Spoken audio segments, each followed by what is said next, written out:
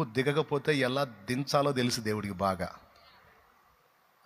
కాస్త కూస్త అనుభవించి చెబుతున్నాం సలహాలు, అనుభవాలు లేకుండా చెప్పట్లా. ఒక పక్కన దించి ఏందనుకున్నా మరి, అనుభవాలు లేకుండా చెప్పట్లా, కాస్త కూస్త అనుభవాలు గడించి మంపు దిగి. దేవునికి స్తోత్రం. ఆటలాడొద్దు యేసు రక్తముతో, ఆటలాడొద్దు దేవుని ప్రేమతో, ఆటలాడొద్దు దేవుని కృపతో, నిరర్థకం చేయొద్దు దేవుని కృపని.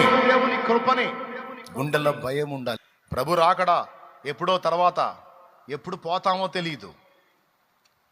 ఆయన రాకడ సంగతి తర్వాత, ముందు ఎప్పుడు పోతామో తెలియదు. పోయేటప్పుడు ఏ క్షణాన నా ఊపిరి పోయిద్దో నాకు తెలియదు కనుక పరిశుద్ధురాలుగా కన్నుమూయాలి, పరిశుద్ధుడుగా కన్నుమూయాలి. మరణానికి వయో పరిమితి లేదు, బాలుడు యవనుడు వృద్ధుడు అన్న భేదం లేదు, నిండు చోళాలు. ఈ మధ్యనే జాబ్ వచ్చింది, మొన్ననే పెళ్ళయిందన్న భేదాలు చావుకు లేవు. పాపం మొన్ననేగా పెళ్ళయింది, కొద్దిగా ఆగుద్దాంలే అని సావు అనుకోదు. పెళ్ళికి పోయి వస్తా కూడా పోయిన వాళ్ళు ఉన్నారు. మొన్ననేగా జాబ్ వచ్చింది, పాపం ఉద్యోగం చేయనిచ్చి తిద్దాంలే అనుకోదు సావు. అరే యవనస్తుడు కదా, కాస్త లోకాన్ని అనుభవించని అనుకోదు.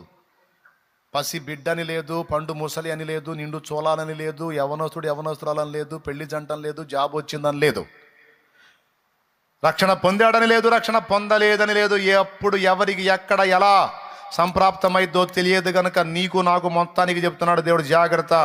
నా రాక నీ పోక రెండు నీకు తెలియదు గనక అది జరిగినప్పుడు, రాక జరిగినప్పుడు ఎత్తబడే గుంపులో ఉండేటట్టు నీవు జాగ్రత్తగా నీ భక్తిని, విశ్వాసాన్ని, ఆత్మీయతను కాపాడుకోవాలి. నీ పోకడ జరక్క ముందే, ఎప్పుడు నిన్ను పిలుస్తానో తెలియదు గనక, ఏ గడియలో నీకు పిలుపు వచ్చిద్దో తెలియదు గనక, నా పిలుపు నీకు రాకమునిపే నువ్వు మారు మనసుకు తగిన ఫలం ఫలిస్తూ జాగ్రత్తగా నువ్వు కాచుకుంటూ ఉండాలి.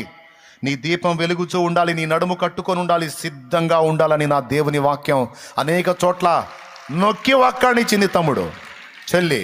అందుకనే ఎప్పటికప్పుడు మనల్ని మనం జాగ్రత్త చేసుకోవాలి.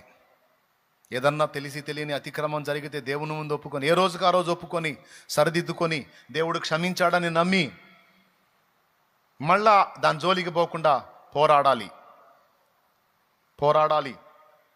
నిన్ను ఎట్లనన్నా మళ్ళా చెరబాట చూస్తాయి, లొంగకూడదు, తప్పించుకు తిరగాలి. ఈ లోకంలో ఉన్నంత వరకు నీ వంతు పోరాటం నువ్వు చేయాలి.